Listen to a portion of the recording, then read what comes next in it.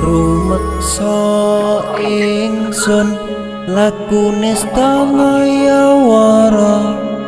kelawan mekak hawa kang dur angkara senajan setan gentayangan